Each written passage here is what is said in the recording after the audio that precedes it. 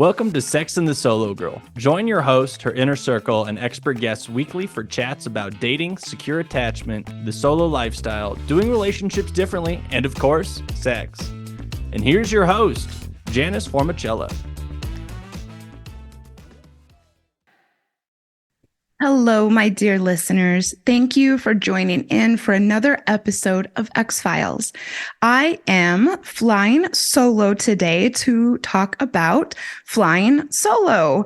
And funnily enough, I'm actually going on a solo trip, flying literally solo this afternoon. I am going to be giving a bit of an overview today on self-soothing as a means of healing from your breakup and having better future relationships. I have been leaning into doing more solo content this year, as I've mentioned before, and I thought this would be the perfect topic to start the year off with. One of the things I am most passionate about as a coach and as a public speaker is the issue of loneliness and overcoming loneliness.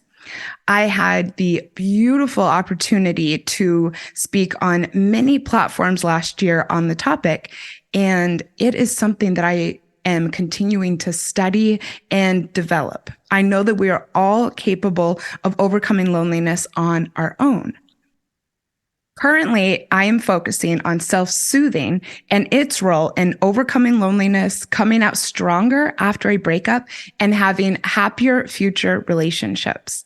I have a personal story that involves my commitment to learning to self-soothe, and I am going to share that with you today. This journey of mine completely changed my life. I became more interested in the topic as I felt into my role as a podcaster and a coach who focuses on breakups and dating. And therefore, I was being faced constantly, especially the last year and a half or so, with the ongoing popularity of attachment styles as it relates to both breakups and dating. One of the ongoing struggles or issues that I have had with the conversation around attachment theory is that it often centers around creating an identity around one's attachment style or attachment tendencies, as I like to call them, rather than embracing the potential to move from an insecure style to a secure style, which we are capable of. This is particularly prevalent around the impacts of having an anxious attachment style or an anxious attachment tendency. So it was an absolute revelation to discover the book Polysecure by Jessica Fern last year in the midst of my study around loneliness. I found Fern's focus on the empowering nature of committing to becoming more secure in our relationships and the snowball effect that it has on those around us. One of her challenges to those who consider themselves to be anxiously attached is to learn to self-soothe. I was really excited when I read this, and it really lit a fire in me that is burning today. Even as I record this episode, I'm really on fire, really turned on about the topic. Let's get into it. Self-soothing.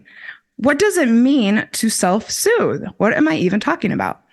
In short, it is our ability to regulate our emotional state on our own. It is particularly useful when dealing with feelings of anxiety, overwhelm, confusion, and anger. ClarityClinic.com says, when we get hurt physically or mentally, when we feel anxious or depressed, we all hope to feel better. We seek to feel better by learning how to make ourselves heal and relieve anxieties in both immediate and long-term ways. In other words, we self-soothe. Self-soothing is a way in which we treat ourselves to feelings of betterment so that we can move forward past any negativity or pain.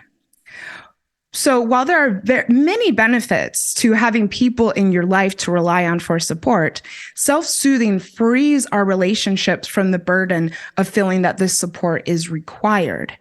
It helps us to recognize that we don't need someone else to feel better when things go wrong. Jessica Fern can certainly explain things better than I can. She says, when we are able to tune in and tend to our needs from the inside first, we may still seek outward support, comfort, and guidance from our partners. but our fundamental well-being and sense of being okay are not dependent on it. When applied to the self, attunement is our ability to turn inward in order to become receptive and aware of our interior world. Self-attunement is the inner inquiry into what you are feeling, needing, thinking, and experiencing. Self-attunement facilitates self-knowing, which furthers our ability to self-regulate and soothe our own physiological and emotional states, as well as respond appropriately to our environment. I don't know about you, but that sounds so liberating to me. And part of the reason it sounds so liberating is because I know that it is. And I know this because of my own journey. I grew up in an environment without a lot of privacy. I was a member of the LDS/Mormon church. I grew up in a big family. I had a lot of other people constantly up in my business. Making decisions, having something emotional happen, and experiencing anything external were all matters of kind of the larger family or community. So, for instance, when I had my first breakup in high school, I was tortured for days because I did not have enough privacy to cry or grieve.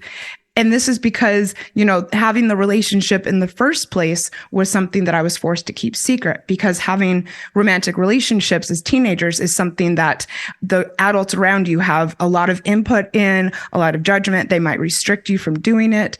So I didn't have anywhere to really grieve, and it was very painful, even physically.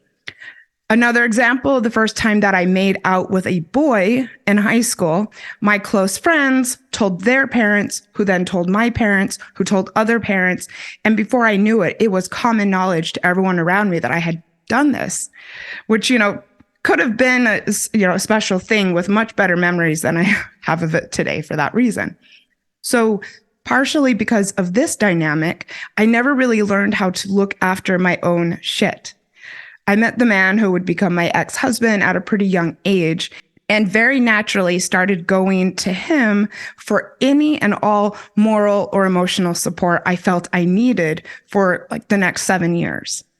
There was hardly a bump in the road or a minor decision that I needed to make that I didn't rely heavily on his input to navigate. And I think it seemed normal to me at the time to do that. And I very first started to understand the impacts of living this way when I was in an abusive relationship shortly after my divorce.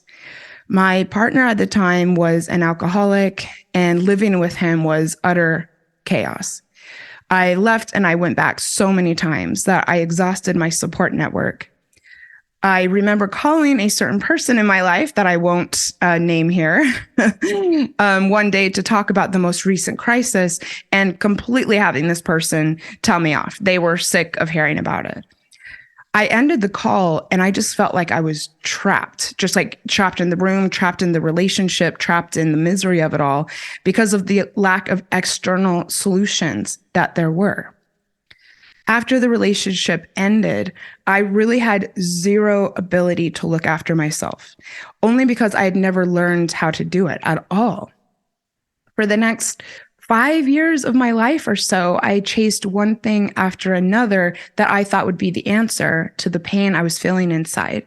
And I never looked inside for any of the solutions. I lost everything over and over again just to find myself with even less than I had when I had gotten divorced years earlier.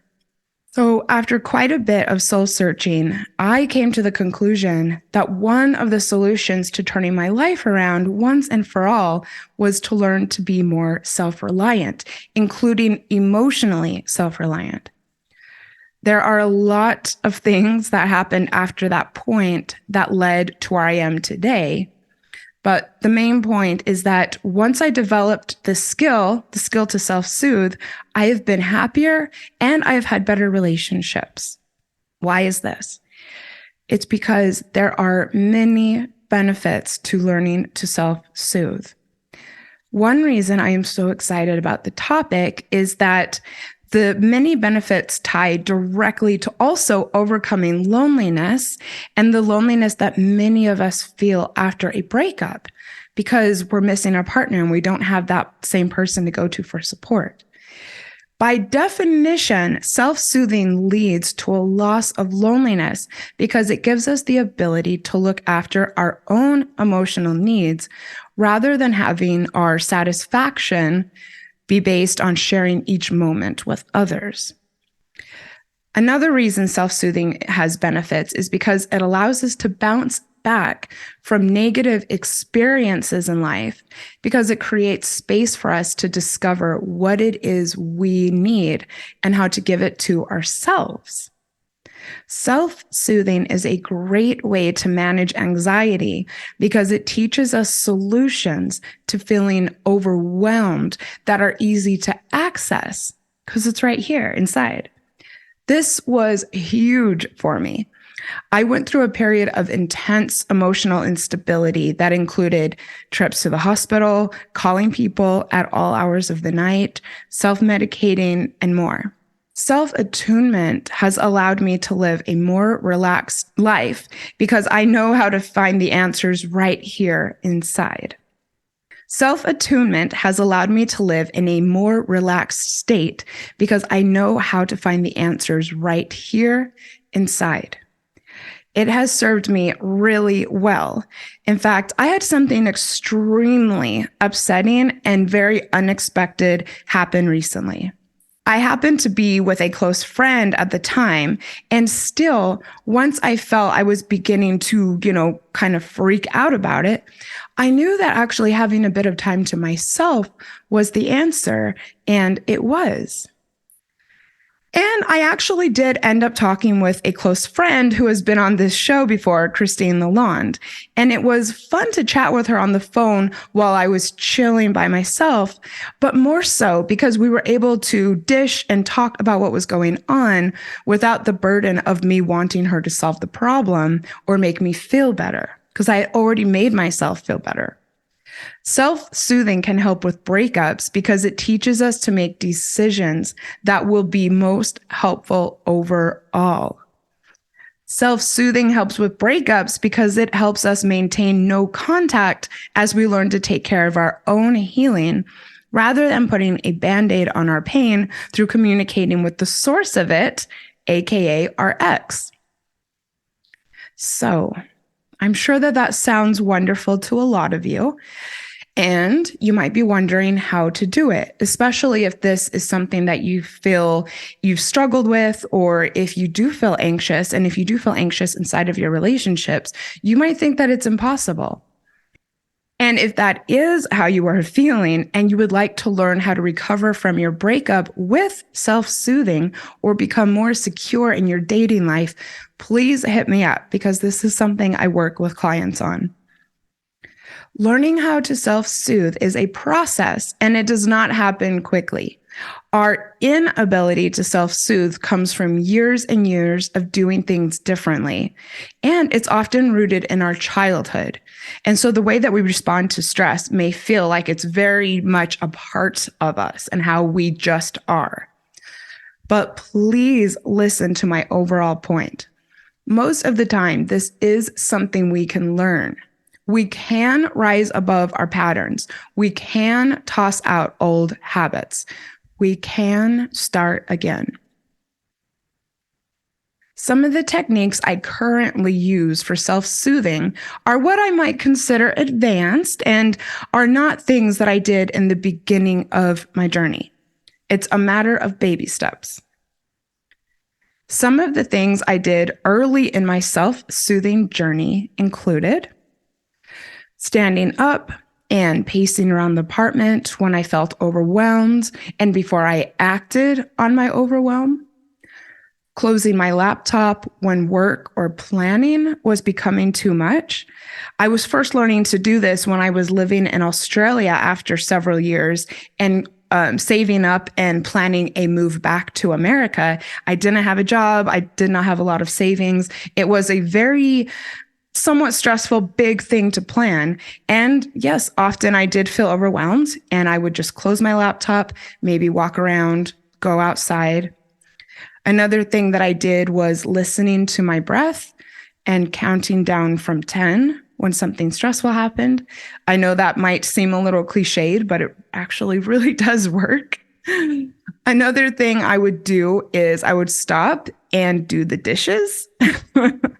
I know that might seem a little counterintuitive, but just trust me, it works. I would sometimes set a 7-minute timer and tidy up the apartment or the space around me as a healthy distraction from how I was feeling. Setting a timer is good because you have a start and a finish to it, and you don't have to think about the time. And 7 minutes works for me because it's like just long enough to get something done, but not too long to completely derail what I was already doing. I would also sometimes put on a fun playlist. You could, create a stress playlist for yourself of music that will snap you out of it. I would sometimes pack up my things and go to a local bar or cafe to get my work done. Getting out of your environment is super effective for self-soothing and stress and anxiety. Sometimes I would, and I still do, put cold water on my face. That's also great for anxiety. Jessica Fern's wonderful book, Polysecure, includes some tips as well.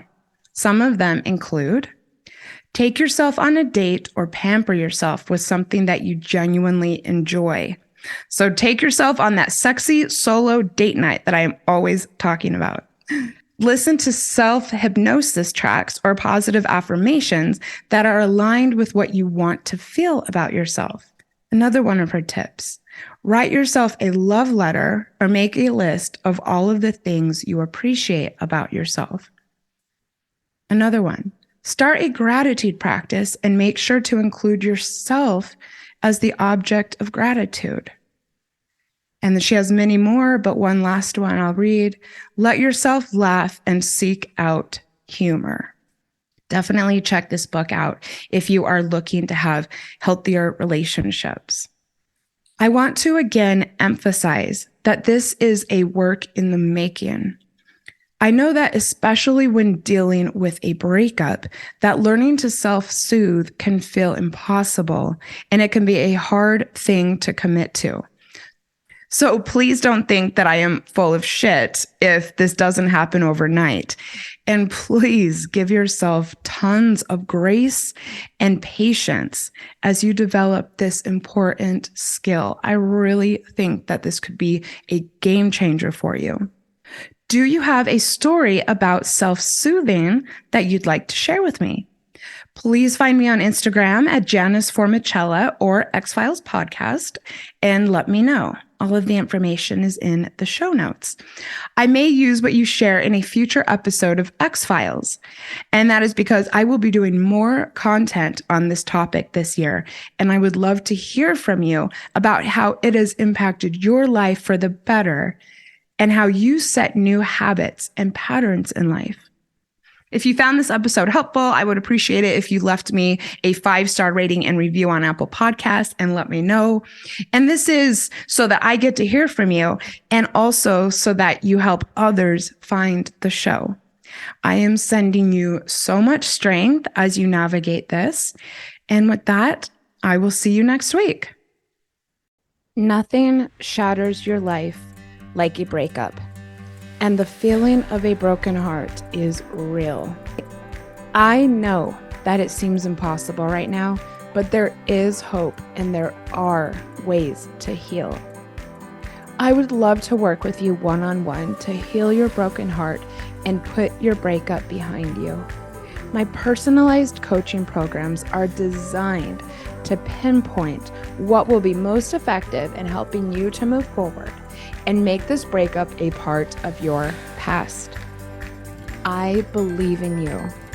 Message me at breakupspodcast@gmail.com or hit me up on Instagram at breakupspodcast, and let's connect about creating a magical plan of action to get this breakup in your rear view mirror.